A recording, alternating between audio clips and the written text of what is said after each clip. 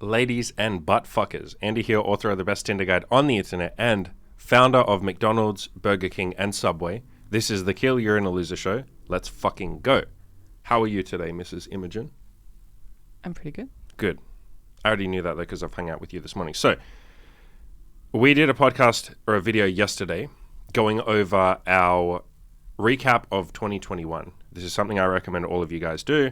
Go back and watch that video. None of this will make sense if you haven't watched that. So I'm not going to give a full intro on why I recommend you do that. Go watch the previous one. We're going to jump start with number 11. So we got up to 10 yesterday. We're going to start with number 11. You can read this one because this is to do with you. Yes.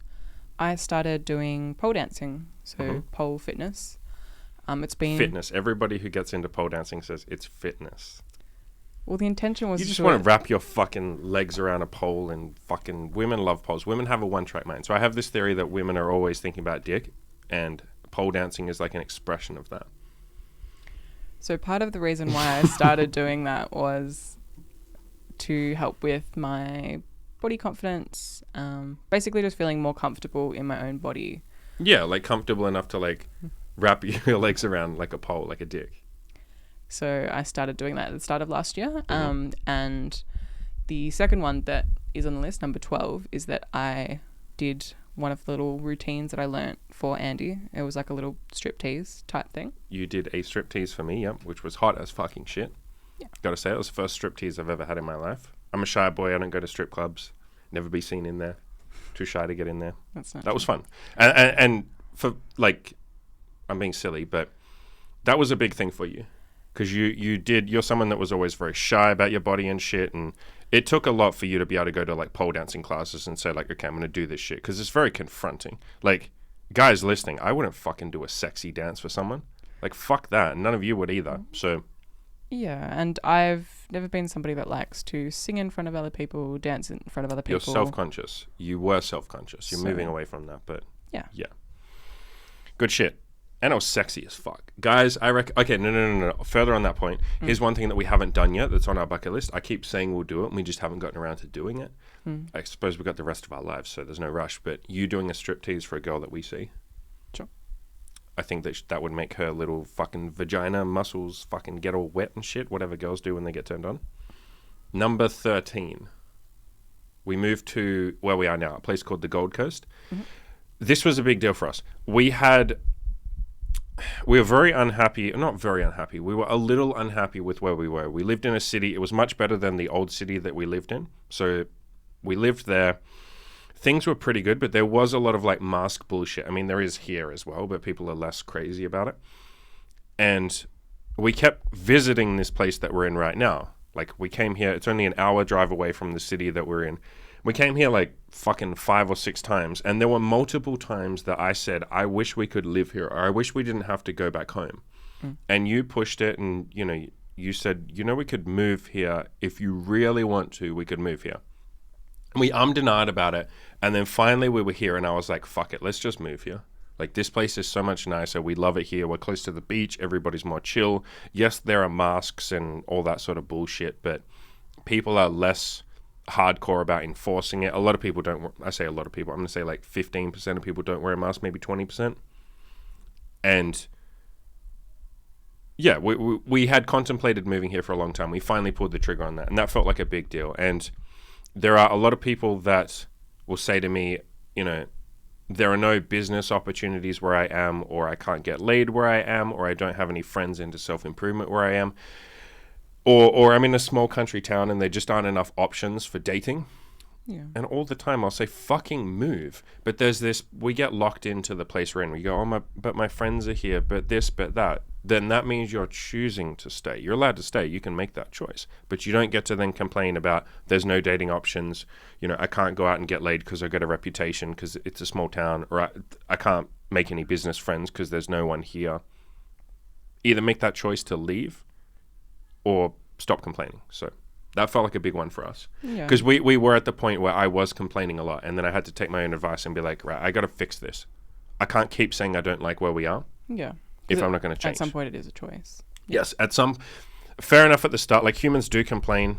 ideally you want to get to a point where you don't complain. You just voice a complaint and then you let go of it and you go like, okay, well, I'm going to make the choice to stay, or I'm going to deal with the problem, or I'm going to look for a solution. It's why I always say look for solutions, don't focus on problems. But so I understand like a little bit of complaining at the start. We all kind of do that. But if you're going to sit there and constantly complain, at some point you have to acknowledge that you are making a choice to complain.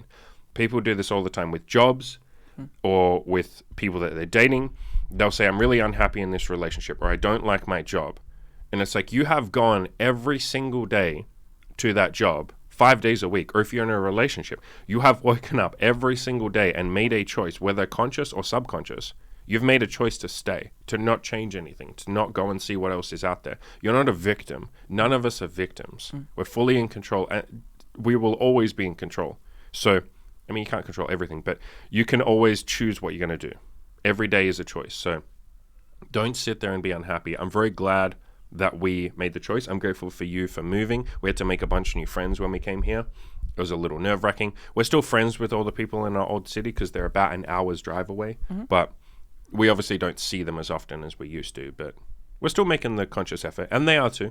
Yeah. Maybe that fades away over time. But yeah, it's been nice for now. Further on moving, you can say the next one. Yeah, is that I moved into my own apartment, and it was specifically the first time living on my own. Which was a big deal for you. Not house sharing. Yeah, I've always dreamed of having my own space. Like, there's something that's very, very, very nice about it, because I found that when I was living with other people, it was never, like, quite often it was never terrible, but it wasn't ideal. If I could choose. And you had some decent roommates. I mean, not the first one, but the second one. And the first one wasn't bad. She was just a bit not chatty to you. Yeah. Like, it's always been okay, but if I could choose, I always felt so much relief when housemates would go away or just weren't in the house or were on holidays. It was so nice to have my own space. And so I'm in my own apartment, and that was very exciting for me. And I think maybe you mock it as a very feminine thing, but like, I like the act of nesting and making a space. Okay, so you have an infinite amount of like couch cushions. Guys, if you give a woman three. her own space, like if a woman has her own space, her own apartment, they will just like, I don't know how it's happening, if they're multiplying or what, but cushions will just start appearing in that house, and like throw rugs and like what other female shit, paintings. Like, just female shit. There'll just be, like, a lot of fucking cushions and shit. Guys just need fucking one cushion on either side of the couch, one pillow on your bed, maybe two pillows if you want, you know, someone staying in your bed or whatever. You're sleeping with a girl. That's it. So, like, you need 4 cushions/pillows for a guy. Towels as well. Towels will start multiplying. No, because you always need more towels. Yep, see, there you go, guys. It's like the female nature. And I mock it, but... Remember, my friend and I were kind of discussing at one point, my friend Tim, and we were discussing why do women have so many couch cushions and shit? And I was like, oh shit, it's nesting. You're literally building a nest. It's like the female biology that like you want to go and get a bunch of sticks or pretty things for the nest, but humans want to get a bunch of like fucking cushions and throw rugs and pillows and fucking towels and dishcloths and just like shit that you might need one day, but I use all of the stuff that I buy. See, there you go. And soaps and candles and fucking... It's a nesting thing. It's part of biology. But further on that point of, like, moving into your own place, I think... And you tell me if you feel the same. I would recommend that everyone... it's something I would recommend. Everyone live by themselves for at least a little bit. Even fucking just, like, 3 months or something. I feel like people... move from home to a relationship, or they move out with roommates and then they get into a relationship, move in with a girlfriend or a boyfriend. They never have that period of solitary living. And I feel like it's almost, I would say it's mandatory or highly recommended for most people, because you really, when you're by yourself, that's when the real self-improvement and development comes, because you're by yourself and you're alone with your thoughts. You have time to process. You have time to meditate. You have time to like think about reflect on maybe the mistakes you've made in the past, things you want to do better, who you are as a person. You almost have a little bit of time to be lonely sometimes and then deal with that feeling. But I think you can spend your entire life running from loneliness if you never have a chance to live by yourself. Yeah, I think that's important. It's actually interesting that I've spoken to friends when I've told them that I'm basically living my own place. And some of them have said like, oh, I couldn't live on my own. I need to be living with other people. And I think which is exactly like, that sounds to me the person that I would recommend. Yeah. Yeah. Just as an important time to yourself. Yeah. It's a good time for self-reflection, especially men. I think that like that goes 10 times. I definitely recommend women live by themselves, because I think women tend to be so social and always in groups and always having friends, and they understand the value of that. But I think they never really get a chance, or most women don't get a chance to see what it's like to just be by themselves and just be okay. That's why I like when I see like women who are into yoga and meditating and shit. I'm like, yeah, fuck yeah. But I think that guys, it's even more important for guys, because I think you need to have that space. If you're going to build a business or something, I think that that's highly recommended, that you have time to work on that shit by yourself. If you're focusing on women, dating, getting laid and stuff like that, I think it's 10 times, I don't think, it is 10 times easier to get laid if you have your own space. If you don't have to organize with a roommate, like, hey, can I have the apartment? I'm trying to sleep with a girl. Hey, my girlfriend's coming over. Can we have some space? You know, we've got a friend right now crashing at my place, and it's infinitely harder. He's out most of the time, but we still have to check in with him. We can't fuck on the fucking couch or something. Most of the time, we're just going to your apartment because it's easier. We can't just cuddle on the couch and have a bit of space, because he could come in at any point. And he's pretty decent at texting me, but you still can't fully relax. And that's with a good, like, roommate. Imagine if you have a bad one. So I highly recommend everyone gives it a go, at least for 3 months, 6 months, whatever. Almost everyone that, when they first move into their own place, they say what you just said. They said, oh my God, it's amazing having my own space. I don't have to check in with a roommate. I can just be having a bad day and be left alone.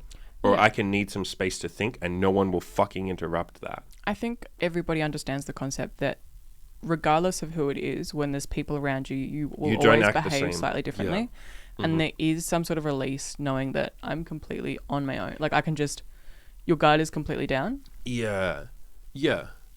And I think that's helpful to recharge. Sorry, what are you? For sure. Recharging is a good way of phrasing it. Yeah. It's like you get to come back to, I used to phrase it as, I don't really use this anymore, but I used to use the term castle. I used to call my apartment my castle. Like, I would come back to my fucking castle, and it's mine. I'm by myself. Yeah, I really like that. So I'm glad you have that now. I guess this is on the same note. We both really like our new apartments. We finally found somewhere that we both like, instead of complaining about bad apartments. Because I had some apartments I didn't really love in the past. Yeah, I think the point of noting that one down was that the last apartment that you were in, you complained about every other day, maybe. Every day for a little while. Because we moved in not having inspected it, and you didn't like the area, the size, like there were lots of reasons. And you stayed there for quite a while. And so, because there were multiple times where you contemplated moving out, and we actually created like big lists of like things that, or expectations that you want in a new apartment, so we don't have any of the same issues. And we both ended up finding somewhere that we each really like. Yeah, and this is part of the human condition. I make this point perfectly clear all the time. I'm not perfect either. I'm not immune to complaining. I stayed in that apartment possibly longer than I would have wanted to, or longer than I could have. Let's just phrase it like that. I could have left 6 months earlier and broken lease. Yes, we signed a 1-year contract.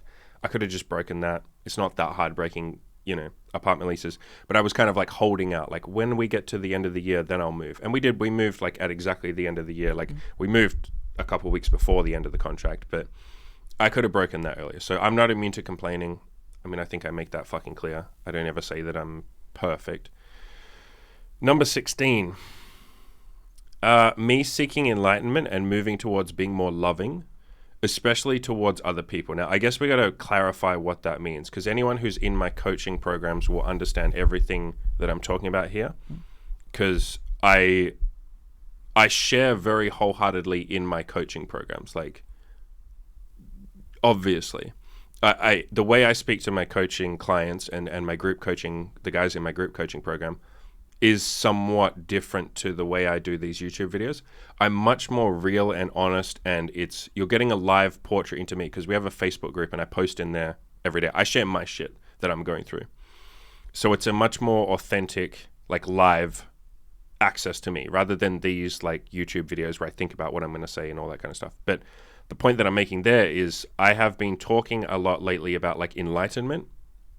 What I mean by enlightenment is like a higher purpose. I don't necessarily mean, religion. I'm not talking about religion, but like, what is the meaning of life? What the fuck are we here for? This isn't just to get laid and make a bunch of money and have some friends and do cool shit. That stuff is wonderful. I'll always be an advocate of that. Obviously, I love doing that shit. I'm going to help you guys do that. But what does it all tie into? What is the purpose? Like, why don't we all just go out and fucking kill ourselves right now? Why are we here doing shit? What is the point? And so I've been moving in more in that direction. I have a life coach myself who's very spiritual. He talks about a bunch of this different shit. I've been reading a book called Letting Go. Highly recommend that book. I've talked about that quite a lot lately. All the guys in my coaching program have read that because, again, part of being in my coaching program is I fucking spam the stuff that's currently helping me. And everyone in the program has been reading it and fucking loving that book. So highly recommend that book. Letting Go is by a guy called David Hawkins. It's got a yellow cover with like yellow in the top corner, white in the bottom corner. But part of that journey has been moving towards being less angry, letting go of negative emotions, letting go of bitterness, letting go of the way I think the world should be. And all the lockdown and mask and vaccine, by the way, it's not a fucking... Should I even say that, or is YouTube going to fucking demonetize Doesn't me? matter. Just all of this, all of of that this sort of shit stuff. with that thing that's going on over the last 2 fucking years that I can't talk about. All of that has been a very big challenge, and I think I'm very grateful for that challenge. It has been for you as well. It's been a very good challenge for both of us. In terms of, do we sit here and be bitter and angry that the world is being incredibly fucking stupid, would be one way of phrasing it, or do we move more in a direction of love and say like, no, like everybody's been worked up into this fever, into this fear. The news is pumping out fear 24/7, different variants. Oh my God, this, Omicron, this, oh my God, masks, oh my God, this. Yeah. Like, people are just acting on emotion. And so I'm working on, and you are too, being more empathetic with that. Instead of just saying everyone's being fucking retarded and the global elites are trying to control us, and instead of that sort of energy, which is a negative energy, obviously, it's a fear energy, it's an anger energy, coming at it from a place of like, no, I understand why this is going on. I'm going to try and put love out there. I'm going to try and help the people who are scared. We had a guy the other day in the elevator, when I was getting into the elevator, have like a public meltdown, like a 50-something-year-old man have like a public meltdown, like a full-on freak out because you and I were not wearing masks, like literally freaked the fuck out. Said that he wished we were dead, or that we were walking a dog, and he said, I hope your dog dies. Essentially, that's what he said. Having a fucking meltdown. And in the past, I would have met that with anger and said, well, fuck you. How dare you say you want my dog to die? Like, what the fuck is wrong with you? How dare you threaten me and my girlfriend? Like, how dare you tell us what to do? Like, but I because we've been working on this, I was in a place of like, I just felt bad for the guy. Yeah, because we talked about it a little bit later, and we did discuss how everything that he was doing or saying was coming from a very fearful, emotional Yeah, the place. guy was terrified. And so rather than taking that personally and going like, oh, this guy wants to fight me, he's being a psychopath, like he's stupid, he's controlled by the media, like all of that sort of energy, I was able to go like, I understand this guy's like really scared. And as I even said to him like, I'm sorry, it's something like, I'm sorry you're having a bad day. And I said it in a really genuine place. I was like, I want to hug this guy. He's not going to let me hug him. But like, I felt bad for the guy. And so we're moving towards that energy in a lot of different aspects. And that's absolutely, you guys on my YouTube won't have seen any of this, but I've had this from a couple of my coaching clients in the last like 6 or 8 weeks have said like, you seem a lot more empathetic and you seem like a lot more loving in the way you do coaching now. And it's a higher energy than being in that sort of like pushing. Like in the past, I would just push my coaching clients and shit. I'd be like, come on, like you got to do this, like you can do this. Whereas now it's more like almost like a wise sage. I feel like I'm a little further along in my journey. I'm a lot happier with myself. And so it's easier to give that sort of nice energy to people and be like, you're going to make it. Like, and genuinely mean it when I say that. Whereas in the past, I was like, no, like I'm going to make sure you make it. It was a very like, I was neurotic. I was like anxious. I was anxious to help the person. Whereas now it's like, no, I know that you're going to make it. And I genuinely, because it's a weird thing. It's like, because I'm so certain that they're going to make it, because I can see everything about them that's good, that's kind, that's loving, that's hardworking, that's going to get them laid, that's going to get them making money. I can see all that.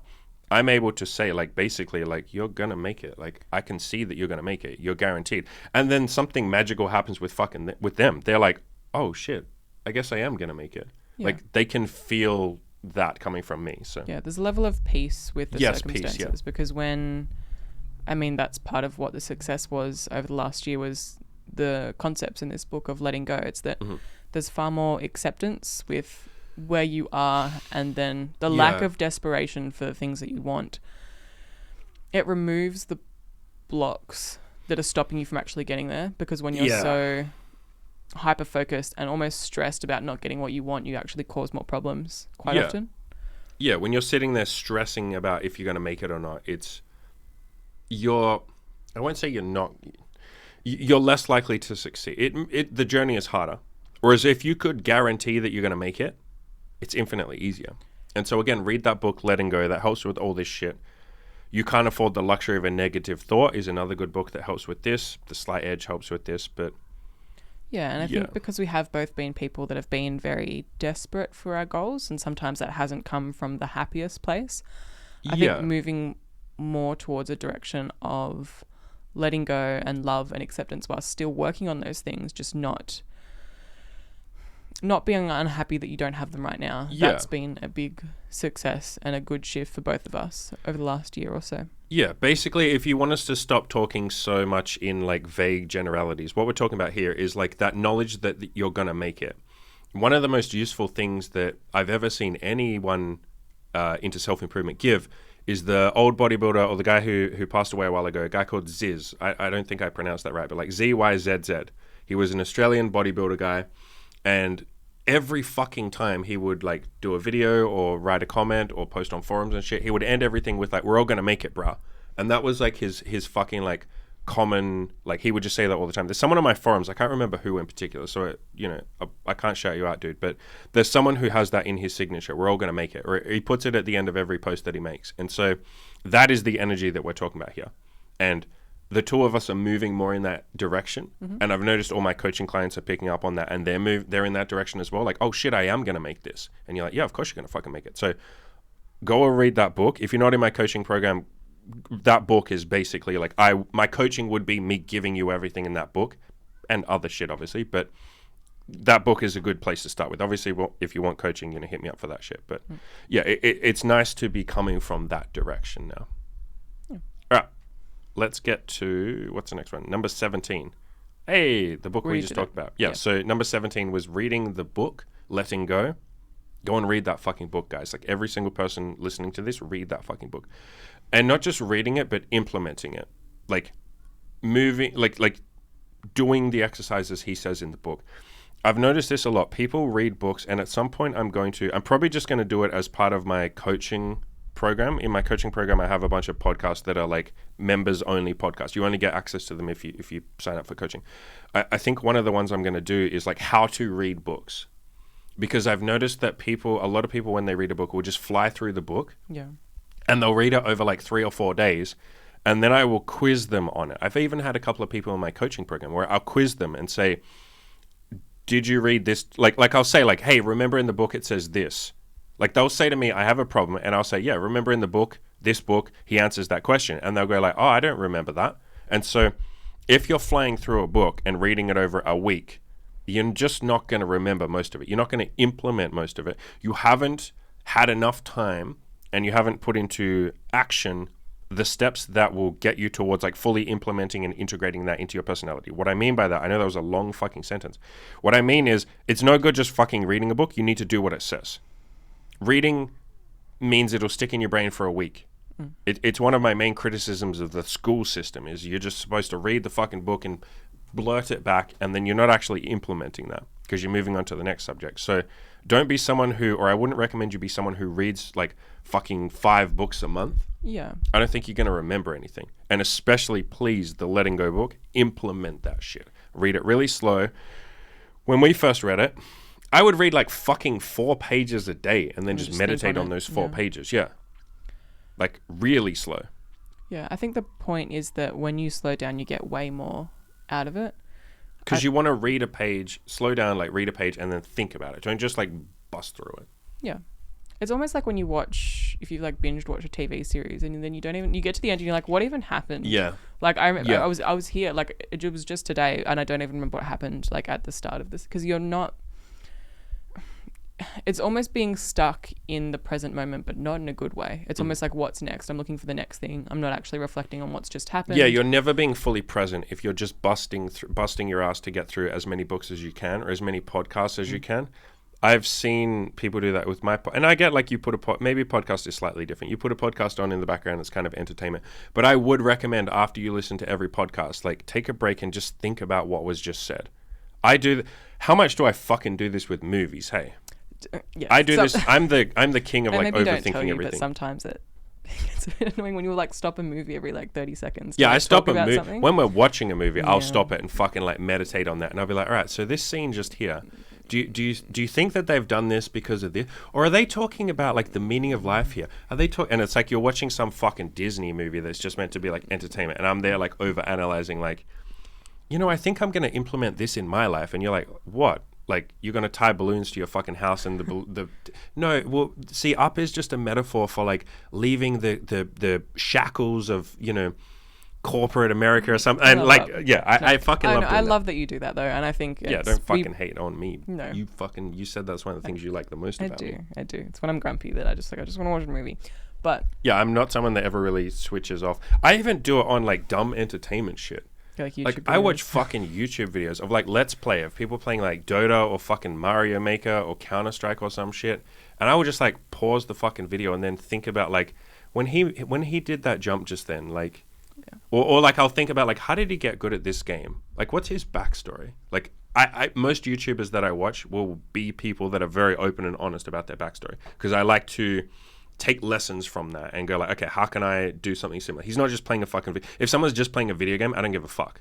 Like, but if they'll play a video game and open up about themselves and their struggles or their depression or this, I'm like, fucking sweet. I can learn something from this person. And the whole point is that you get more out of it when you do that with the books you read, especially when the point of a book is to be helping you and you're meant to be thinking about it. Yes. It doesn't just permeate your brain because you read it. It doesn't just stick. It will just bounce off. Little bits will get in. But if you actually take some time to think about it and take some action steps, like go, okay, in this book, maybe, I don't know, maybe he gives you an exercise on deep breathing.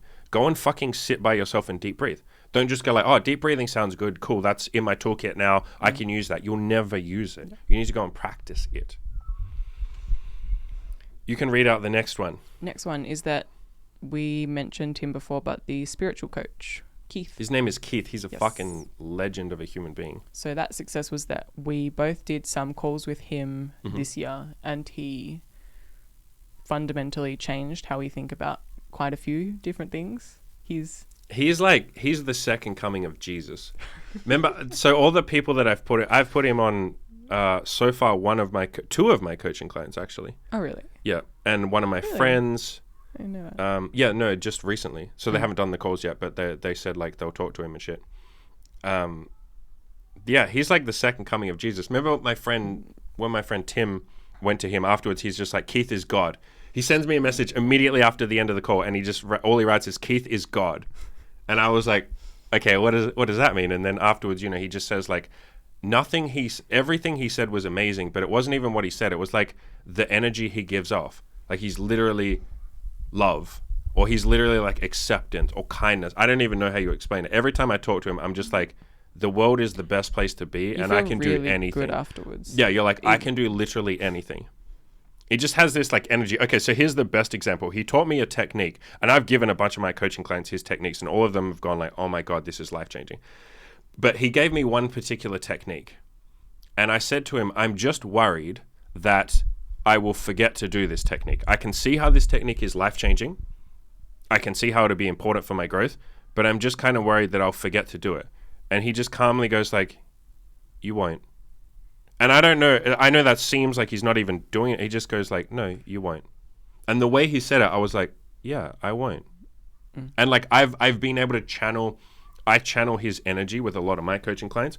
I've done it with quite a few. I did it with the guy in particular that I go out with in person. You know who I mean? we had a day, I told you, we had a day where he was just like a bit upset about quite a few, he was really upset about quite a few things. And I just channeled my inner Keith. And the entire time I was just like exactly the same sort of energy. You know, he's like, I'm just really worried I'll never change. And I was like, you will. And like that, it worked. It's just like, if you're just coming from that place of like acceptance and peace and kindness and like those good energy, fucking the good vibes.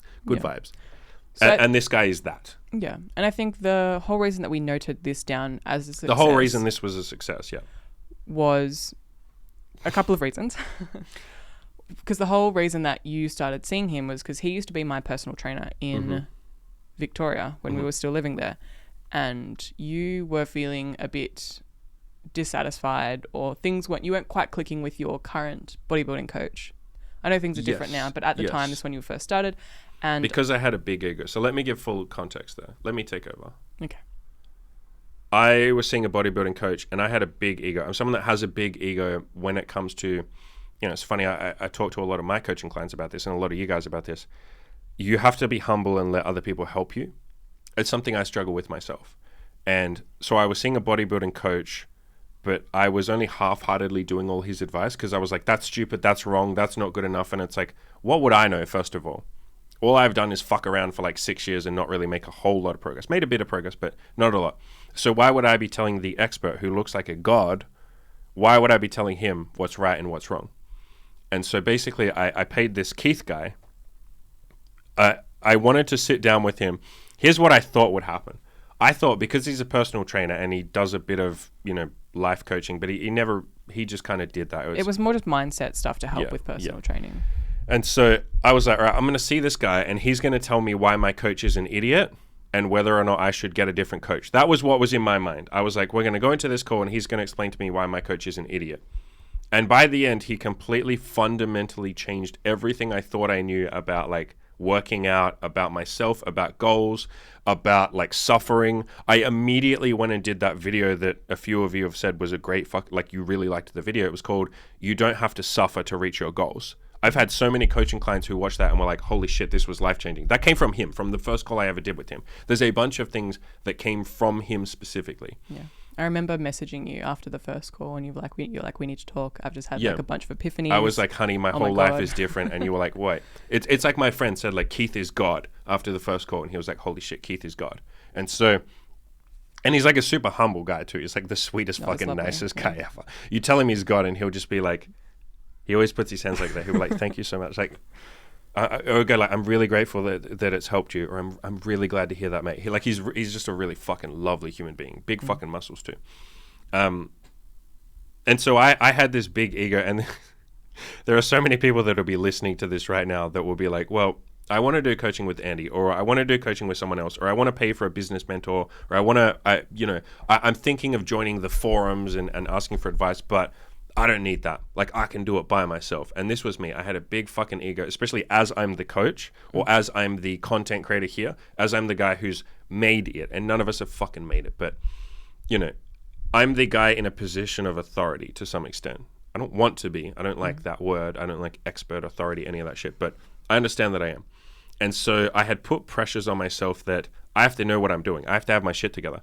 And I felt like needing a coach or talking to a coach or someone who would tell me or give me advice, I felt like that would be admitting that I'm not good. This was coming from purely from an ego place or an insecurity or a fear that you would all stop listening to me if I had a life coach, which is like, looking back, fucking insane. Yeah. I will be a better content creator if I have life coaches and counselors and bodybuilding coaches and shit like that. I can then do a better job. All the information and epiphanies they give me, I can pass on to you guys. So it came from a place of ego and fear, and I see a lot of you guys do that. Maybe I shouldn't say, I don't like saying you guys because that's very like pointed, but I see a lot of people do the same thing. They'll say, I can't ask friends for help with weight loss. I can't talk to girls honestly and admit that sometimes I have fucking emotions. I can't pay for coaching. I can't sign up for the forums and try and change my life. I can't get a business mentor. I can't go to the fast lane forums and say that I want to make money, because then I'm admitting that I need help. And it's like, no. I'm going to do a big video on this. Anyway, I'll do a big video on this. It's not asking for help. It's getting advice. It's very, very, very different. It's getting shortcuts. It's getting secrets. It's getting tips. That's like saying, I can't ask for help, so I can't read any books or listen to any podcasts or go to YouTube or Google anything or read anything on Andy's website, because that would be needing help. But for some reason, when it comes to one-on-one with a coach or a forum or, a mentor, we have this thought that like, no, that's beneath me. I shouldn't ask for help. And it's like, how's that any different to fucking reading a book? So that was a big thing for me. That was huge. I think a lot of these, we're kind of glossing over these. And like I said, there's like 80 of these. A lot of these seem like little things. Like, oh, you got a coach. But it's like, you have to understand, this was like 34 years in the making of me not wanting help. My entire fucking life, I was the lone wolf. I didn't want help from people. I didn't want to admit that it's not even help. I didn't want to admit that I couldn't do everything by myself. I didn't want to admit that. It took me 34 or 33 fucking years to get to a point where I could do that. And so a lot of these are little things, or they seem like little things, but they're fucking huge things. And that's why when you guys do this exercise, again, we said we want you guys to do this exercise. When you go through and list these out, really think about don't just rush through this exercise. When you're listing out everything you did last year, really think through it and think about how far you've come, the person you used to be, how fucking hard this thing was for you at the start. Maybe now it's easy for you. It's really easy for me to talk to Keith. It's really easy for me to talk to my bodybuilding coach or to read books or to get some mentorship, some business mentorship. It's easy to ask for advice. It takes no effort, literally no effort. But it was really fucking hard for me at the start. Really hard. I had to it was like a leap of faith. I had to literally deep breathe and go oh my God, if I do this, I'm admitting I need advice. I'm admitting I'm not okay. I'm admitting maybe I never will be okay. One day I'm going to die and I'm not going to be fucking perfect. Holy shit. I had to face all of that. Facing fear of death. And so when you write these things down, think about the full context, who you used to be, how hard this was for you. Even things like you, again, we're glossing over all this because we could spend infinite time on this, but you moving into your own apartment wasn't just Imogen gets an apartment. Yay, isn't this cool? You had fears of what if we can't afford it monetarily wise? How am I supposed to fucking afford that? It's extra rent. What if one day we have a bad month and we can't afford both rents? Now I'm locked into a contract. What if we fucking break up and now I have bills to pay and I have an apartment over my head and, oh my God, all of that shit you had to overcome. That took you weeks to overcome. You had to talk to your mother. You had to go through talking to me 15 times. You had to be okay with letting go of all those fears. And a lot of these things you guys are going to write down, you can easily gloss over it and go oh, I lost 10 kilograms of fat. Oh, I got laid 3 times. Oh, I did. Stop and think about what had to happen for that to happen. What did you have to do to lose weight? A lot of shit. Yeah, even if you had, if that was one of your successes, you I lost 10 kilos, that means one success would be I started calorie counting, I started eating cleaner, I cut out alcohol out of my diet, I started exercising. I told all my friends, and that was really hard for me because I was nervous to tell them. I signed up for the forums and started getting advice. I paid a bodybuilding coach. I paid a nutritionist. That's 15 fucking successes right there. There are so many little steps that have to happen to get to a goal. And that's what we're trying to get you guys to really give yourself credit for here. Again, go back and listen to the first video. We talked about why you want to give yourself credit. So I won't rehash that other than to say it's easier when you have positive momentum. If you feel like you had a good 2021, then 2022 will be even better rather than, oh, I didn't do that much. Oh my God, I'm a loser. You're trying to build yourself up. So yeah, paying a coach, really we could have phrased that as me dropping my fucking ego, which is the next one that we're going to talk about. Yeah. And look at that beautiful fucking segue. The next one, number 19, was me admitting that I'm incredibly fucking arrogant, which a lot of people will say. I'm sure I'll get some people saying you're not arrogant. You always talk about everything that you're unsure of. You share all of your insecurities. Yeah, but I'm arrogant in the way that I think I know better than the entire universe. And I know the way things should be. And we all fall victim to this. I think arrogance takes many forms. I think that I'm somebody who has the tendency to be quite arrogant, and that probably manifests in insecurity. Yes. But I would still call that, we've still talked about that in terms of arrogance. And I've had plenty of people, I've done plenty of videos on this. If you haven't watched them, go watch the video called Can't Get Laid Because You're Short. Nah, you're just a little bitch. Go watch that. It might be a podcast. I'm not sure if it's a YouTube video or a podcast, but go watch that. And I've done plenty of other videos where I talk about this, where someone says, I'm short so I can't get laid, or I'm depressed so I can't get laid. And I will say, you're incredibly fucking arrogant. And every time I say that to the person, they're like, what are you talking? They get they get slapped in the face. They're like, what are you talking about? I'm not arrogant. I'm depressed. How is that arrogant? What do you mean? And I'll say, no, you're so fucking arrogant that you think everybody else had to overcome that. Andy had to overcome that. Everybody else overcame that. Everybody's got their own struggles and they've all overcome them and gone on to get laid or make money or have friends or lose weight, whatever it is. They've gone on to do shit, but you're the special case that doesn't have to put in the hard work. Like, that's arrogance. You're literally thinking you're a special snowflake. And every time I explain that to someone, they go like, holy fuck, I am arrogant. I thought I was depressed. I thought I was a special case. I thought because I'm short. I mean, you can be depressed and arrogant. Sure. But they would say, I thought because I was short, like, I can't get laid. And you tell me that's arrogance. It's like, yes, you're not special. I'm sorry, but you have to jump in. You can't sit on the side. Well, you can sit on the sidelines, but don't sit on the sidelines and go, oh, but I have this excuse or that excuse. Sorry, we all have excuses. We all have a million excuses. I'm not special. And when you sit there and say, Andy is special, or this other person I know that gets laid a lot, he is special, or this rich billionaire, Elon Musk is special. It's like, no, they just fucking worked hard. If you're not willing to work that hard, that's okay. I'm not willing to work as hard as Elon Musk to make money. Fuck no.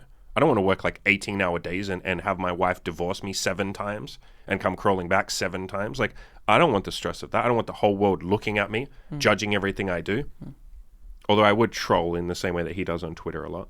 But so I'm not willing to work that hard. I don't want to work that hard. But I fully understand that Elon Musk isn't more special than me. He might have gifts that I don't have. He might be more intelligent. I think we can all agree he probably is a lot more intelligent. But I could work 5 times harder and do what he's done.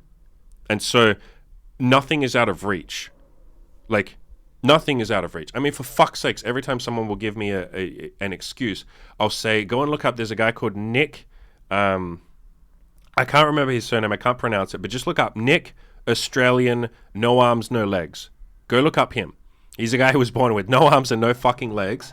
He has a wife. I think he has 5 kids. He's done a bunch of shit. He's a motivational speaker. He's written books. People fucking love him. He crawls around on his fucking belly because that's all he has. And it's like, this guy has... So everyone who goes like, I can't get laid, it's like, fuck off. I can't get laid because I'm short. This guy's like 3 foot tall. Like, you lose. I'm sorry, if it's a competition, you lose. There's a guy that's 3 foot tall that gets laid more than you. Don't make excuses. I can't make a bunch of money because I'm disabled. Like, Stephen fucking Hawkins, I can never say his name. Stephen Hawkins, I think it's Hawkins, before he died, couldn't fucking do anything. Degenerative disease. Well, okay, that came on later in his life. But, like, you get what I mean. Like, in a fucking chair, can't fucking talk. Mr. Robot voice, hello, how are you today? Mr. fucking Robot voice in his chair, using his eyes to write books. Fucking has more money and more fame and all that, or had more money and more fame than you. So what excuse do you have? So that's enough ranting about arrogance. My own arrogance was that the other people are stupid. And I know a lot of people have this, especially now in the last 2 years. I'll look at other people being irrational or fearful, and I'll go, you're stupid. You should just do this instead. And this is something that I learned to be more humble about years ago, but every now and then I will still be tempted to be arrogant with this with my coaching clients. Like, if you would just change this one thing, you would be happy. And I've had to learn to be more patient and go like, well, I'm not them. And they have their own thoughts, their own fears, doubts, preferences, likes, dislikes, all of that kind of shit. They got their own shit to deal with. They're their own person. If I was them, sure, I'd do it differently. But I'm not fucking them. I'm me with all of my shit and my preferences and my likes and my flaws and my strengths and my abilities. This person might not have my abilities. In fact, they probably don't. If they did, they'd probably do it. And it was something that one of my friends said when we were sitting with them. And I was basically complaining about other people, or I was saying like other people are stupid or something. Why are they all doing this? And he said, yeah, but everybody's just trying to do their best, man. And that just fucking stuck with me. Everybody's just doing their best. And he said, yeah, sometimes their best fucking sucks. Like, I'm not saying their best is good, but they are doing their best. Nobody's trying to be a fuck up. Even the people who self-sabotage are doing it subconsciously. The people who look like they're trying to fuck everything up, like they drink all the time and they party and they're fucking hungover and they're depressed and their life sucks and everybody leaves them and they bitch about all their friends and their friends leave them. They look like they're trying to ruin their life, but they're not doing that intentionally. Deep down, they want to be loved, like all of us. We all want abundance in money, in dating, in love, in friends. in fame. We all want that. And so everybody's just trying to do their best. And that was such a mind-blowing epiphany for me. And then the book, Letting Go, talks about the same concept. And I even said to my friend, bro, did you write this book? And he's like, whoa, that's cool that the book said the same thing I did. But letting go of that arrogance that I know the way things should be. And I know a bunch of you guys like have had this too. You probably don't phrase it as arrogance, but you will say like, man, how come my friends won't do this? Or I wish women would just text me back. Or why is my friend not losing weight? How do I get my friend to lose weight? And it's basically this concept of, I mean, it comes from, I understand it comes from a place of like, I just want everybody to be happy and I wish my friend would just lose weight. And, you know, if girls would just text me, we could have a nice time together. But you're basically trying to control the universe. You're trying to control other people. You don't know that you're doing it. I didn't realize I was doing that, but that's where it comes from. Like, if other people would just do what I want them to do, then everything would be happy. Yeah. And that's how you get into a place we're at now, where governments are basically saying everybody has to do everything we say. And if everyone just follows the laws and does everything they're told, everything will be wonderful. And it's like, I'm sorry, but not everyone wants to do what you want them to do. Yeah, I'm saying that directly to every government leader out there right now. Not everyone wants to wear your fucking masks and do all the shit that you want them to do. What was I going to say? I think that so many people fall into the trap of trying. It's like, I know it's best. I think friends do it, parents do it for sure. And again, it's not coming from a bad place. It's coming from like, I want to help you. I think this would be good. But letting go of that, and the book talks about this, and I think it's a pretty well understood idea that the more you try and force somebody to do something, the less they want to do it. And quite often trying to make people do something makes people resistant to it. And I think resistant to you as well. They will resent you if you try and force other people to do what you want them to do. Yeah. And when you let go of that arrogance that I think a lot of people have, quite often you end up getting what you want by letting go of what you want, which is Yeah, if you're just nice and chill to people, often they do the thing you want them to do, or the thing you would like them to do. And when we say arrogance, a lot of people are going to hear that and be like, oh shit, I'm arrogant, like that's bad. Maybe arrogance is not the kindest way to phrase that, or the most helpful way to phrase that, because a lot of the time it is coming from a good place. You want other people to be happy. You, especially in self-improvement circles, you can see that if they just change this one fucking thing. I have a coaching client right now who has spent the last like 7 weeks or 6 weeks or whatever it is trying to talk to women. And he's gone through this whole journey, this whole process of like not being able to cold approach, like to talk to a girl outside. And all of this shit has come up. We've done a bunch of like soul searching and working through it. It's basically been non-stop counseling.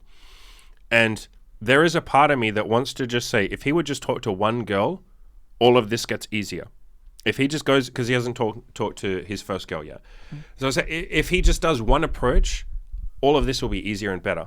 It's like, yeah, but he's trying. Like, he's genuinely trying. I will always have patience for someone who's genuinely trying. And just because they don't jump ahead to like the place I think they should be at right now, that doesn't mean that they're not making progress. Here's a better way of phrasing that. We all have our own fucking journeys to be on, and it's so much easier to watch someone else's journey and be like, oh, you're going slow, you could just change this, just do this. And it's like, yeah, but you're not them. You have such a zoomed out view that you can't see what they're doing day to day. You don't see their insecurities, their fears, their doubts. I mean, how many people could say to me, if you just stop looking at porn, your life would be easier. Just stop looking at porn. And it's like, there's like an entire backstory of why I struggle with fucking porn. Or you say to the alcoholic, just quit alcohol, bro. It's ruining your life. Just stop. And it's like there is so much wrapped up in that alcoholism that it isn't. Yes, it would fix the problem if they just stopped fucking drinking alcohol. But that's easy for you. And people do this, and it does border on arrogance, or maybe just a misunderstanding, where someone will say, it's really easy for me to do this thing, so why don't you just do it too? Yeah, and then they're also the same people to say, like, when they have a problem, it's like, oh, you don't understand. Yeah, my problem is more difficult. So a little empathy there has been wonderful. And I would encourage all of you guys to be just like that little bit more patient or empathetic. If you can see that someone, if they just changed one fucking thing, their life would be so much easier. Remember that they're not you. And here's another way of phrasing that. You have things that are not easy for you to change. And other people are sitting there going like, man, if you just change this one thing, your life would be perfect. And you're like, yeah, but. And so other people have those yeah, buts as well. Yeah, but I can't quit alcohol. Yeah, but listen, hey, there's this other thing that makes it more complicated. Yeah, but I know I should go out and talk to girls, or I know I want to go out and talk to women, but it's hard because. So that's been great for us. Having more patience and realizing that big realization of like, shit, I think I know better than everyone else in the world. I think I should be up there like fucking controlling everything. And I don't want to control everything. I'm a libertarian at heart. I don't like telling other people what to do. But there is a thought in my head of like, fuck, like everyone is so close. Here's the best way of phrasing that. Everyone is so, in my head, everyone is so close to, you know, a wonderful life, and if they just changed one thing here and one thing there, it'd be better. And it's like, yeah, but other people are saying that about me, about Andy. There are a million people out there. I mean, I get YouTube comments from people saying like, just do this, just do that, just do this, just do that. And it's like, maybe that's even a good suggestion, but I'm not going to do that for a million different reasons. Or I will do that, but I'm currently working on something else. Or I'll do that, but I will come to it when I'm ready. So it's so much easier.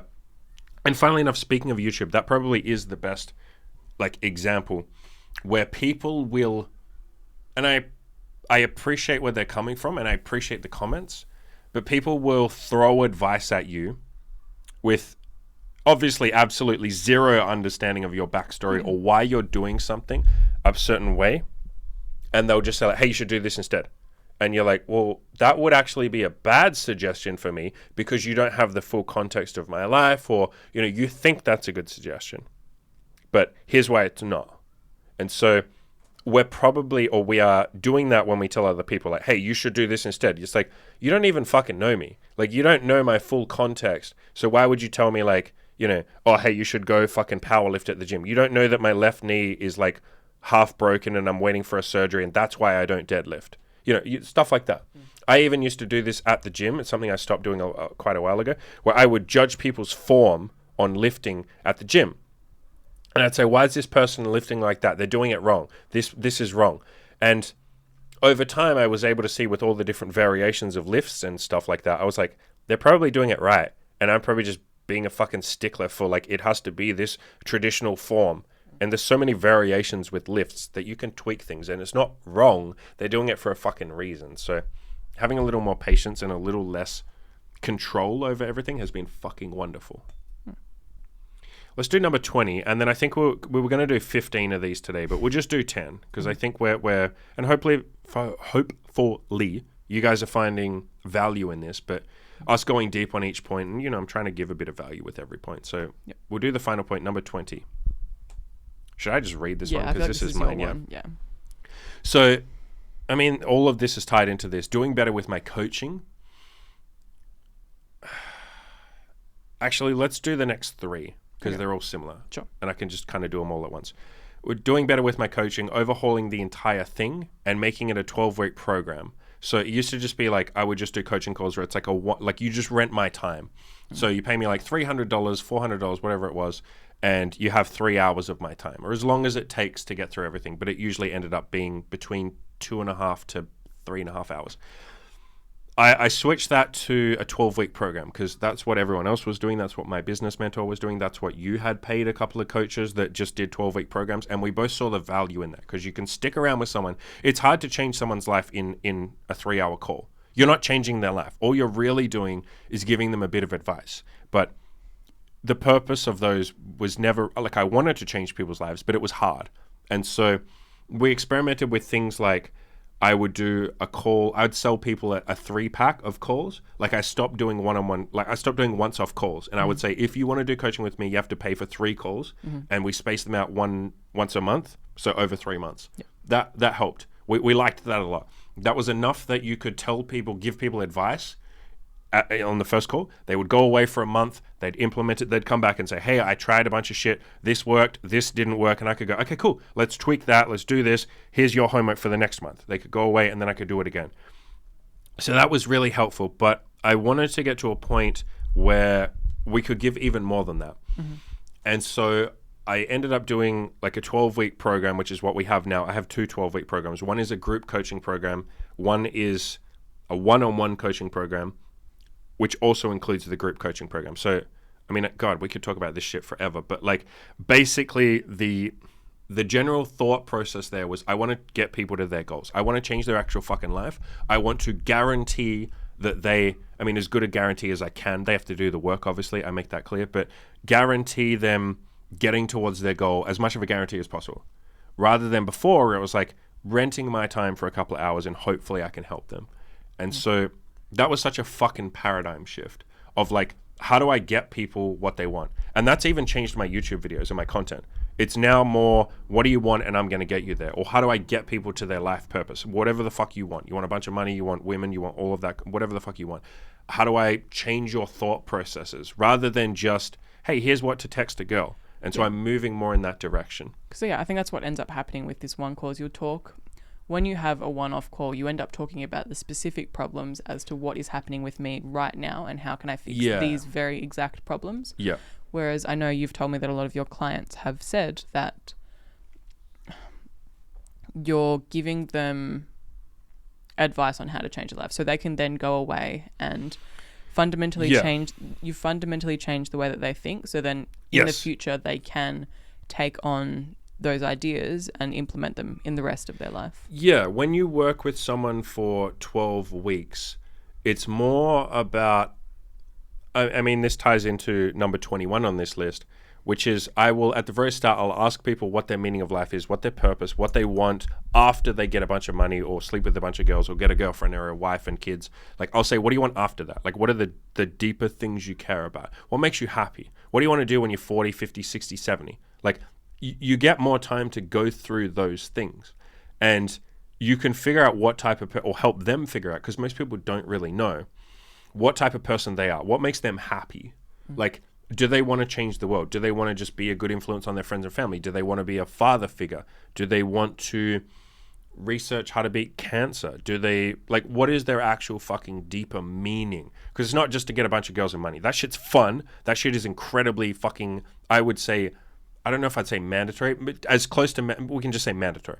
I think every man has to, if he wants to change the world or if he wants to have even just a great fucking life, you have to get girls, you have to get money. How much of those will change per person? Some guys just need to get one girlfriend and they're fucking set for life.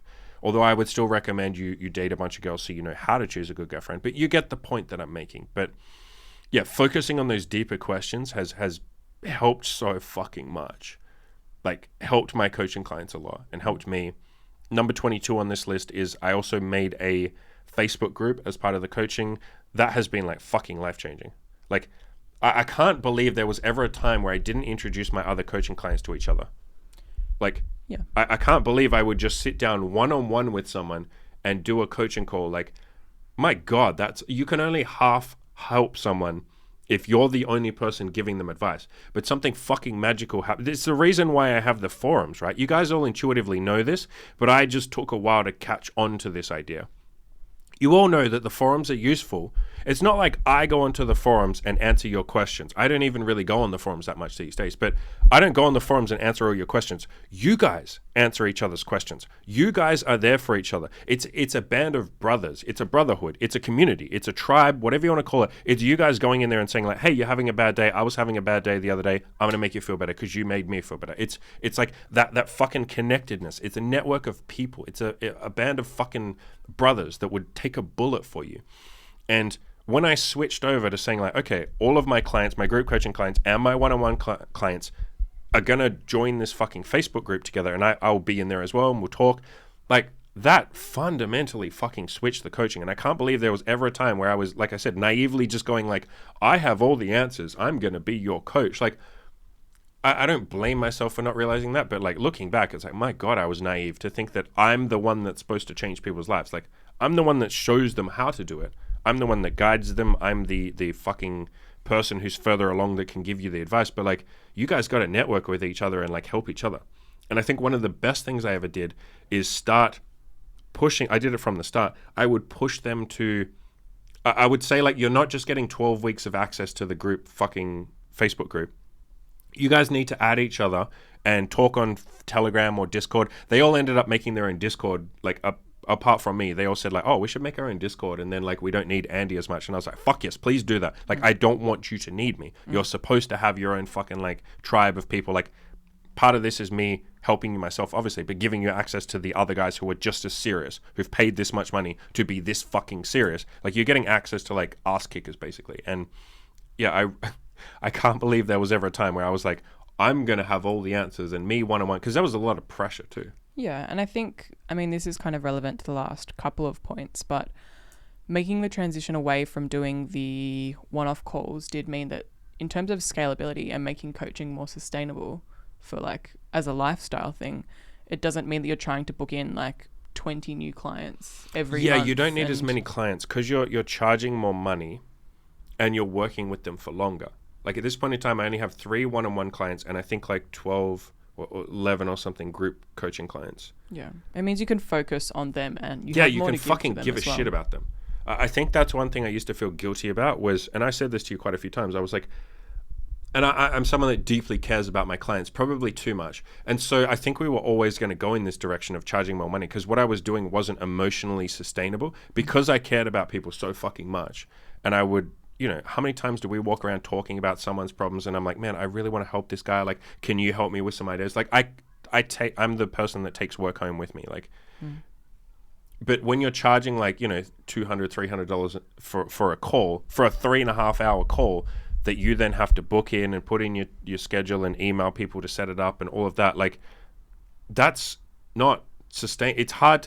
It was emotionally killing me that I was doing like, remember there were days I'd do like 3 calls a day. So I'm on the fucking coaching calls for like 9 hours. Like guys are fucking opening up to me, crying, like help, I need help, dude, I'm depressed. Like I'm fucking emotionally invested in this person. I had to do that 3 times a day across like 5 or 6 days a week. That was fucking killing me. I felt like I was running out of, I felt like all these people deserved my time, my attention, my love, my help, but I was running out.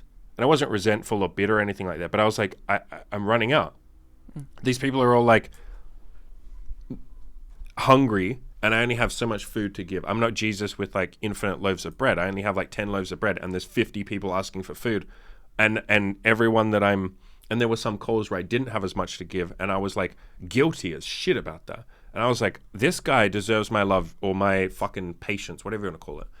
My time, my energy, as much as the guy I just got off the call with, but this guy doesn't get as much of it just because he happened to be the third call of the day. That's not fair on him. And so I felt very fucking guilty. Maybe I was putting a little too much pressure on myself, but it was inevitable that we were always going to get to a point where it's like, no, I need to charge more money than this. If I care this much, and I fucking care, Jesus Christ, if I care this much about someone, they have to pay me enough money to like pay the rent for 3 months or something. Like, because I'm going to essentially pour my heart and soul into this person. And so moving, and I recommend any of you guys who do coaching or something like this or want to start a similar business, focus on giving more value. I'm going to do videos on like how to start a coaching business and shit like that. So all that's coming. Don't stress about that. But if you can give more and more value and care more and pour more of your heart and soul into people, not only is that more rewarding, it helps more people, you get better testimonials, you get to change more lives, people are more grateful, you feel good about what you're doing, all of that shit. But you can then charge more money, which means you have to do less clients, which means now you can focus even more on helping those people. You give more of a shit. If you only have, like what I said, I got like 14 guys I'm working with right now. And no, technically it's less than that. It's like 9 because there's overlap. 9 guys. We got a bunch of calls coming up of people that might sign up, but there's like 9 guys I'm working with right now. It's so much easier to give a shit about 9. I only have to work, because a lot of them are group coaching clients, I only have to work 4 days a week. I technically only have to do coaching calls 4 days a week, and I do podcasts and shit like that on top of that. But you're fucking grateful to everyone who's paying your rent and shit and paying your bills. And if you're only working 4 days a week because you're charging more money so you can work less, there is this thought of like, these guys are enabling this lifestyle. Like, holy fuck. Like I'm so fucking grateful to my coaching clients. And so you can help them even more. You come to every call, and I say this on half my group coaching calls. I write it in the Facebook group all the time. I'm fucking grateful for you guys. I fucking love you guys. And then your clients will reciprocate and say, well, dude, that's really nice of you. We're fucking grateful to you because you're helping us change our fucking lives. Look at all the victories I've had because you've helped me. And it's this beautiful fucking like synergy of like win-win. Like you're paying my bills and enabling this beautiful fucking lifestyle. And I'm helping you with your life rather than, you know, I see a lot of people who get stuck in coaching and they're just not charging enough money.